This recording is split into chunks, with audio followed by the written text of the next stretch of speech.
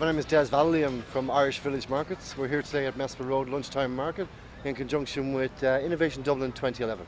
It's one of a number of lunchtime markets that Des's company holds around Dublin.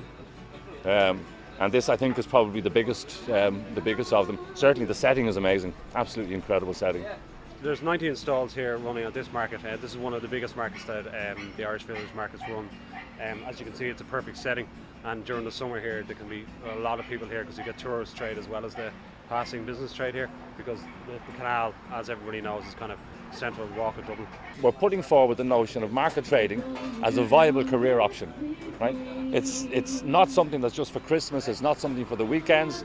I mean, all the guys that you see here, they're working 52 weeks of the year, they're getting up at 6 o'clock in the morning, they're working really hard, and they're making a success of their business in the face of a recession.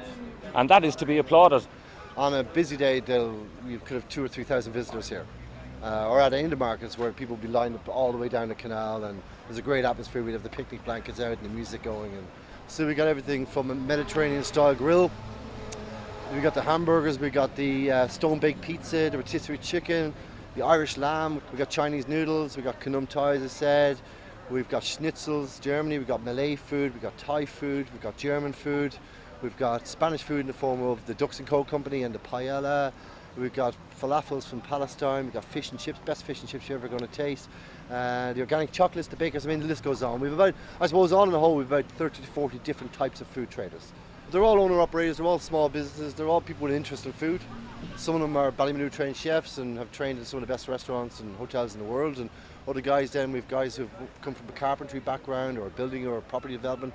Guys that were sort of busy during the good times, during the boom times, and have always had an interest in food, and they've now sort of diversified and looked at coming into this because of the low cost entry and because of the atmosphere, and I suppose because of everything it has to offer. They have a chance to make a decent living out of it.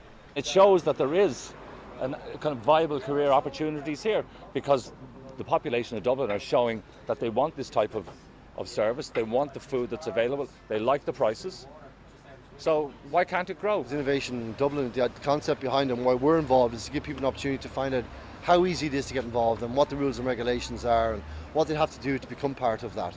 We're always looking for new talented people looking to come into the markets, and yes, at other markets we have other opportunities. We tend to get them into one, see how they fit in with us, see how we work with them, look at their pricing, look at their business, see if it's something, if they feel they're comfortable with it and they're doing well, then other opportunities arise at some of the other weekly markets as well. Other guys then have come in with one stall and they now operate 2 in a day or 3 in a day, so they've grown the business from that, you know. I suppose the case then, you look at each stall as an average of 2 people working at it.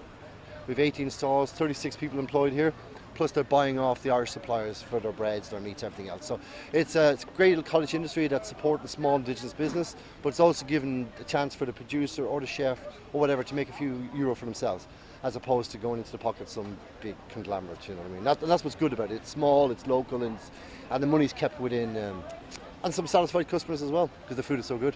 So I guess everybody's a winner, you know?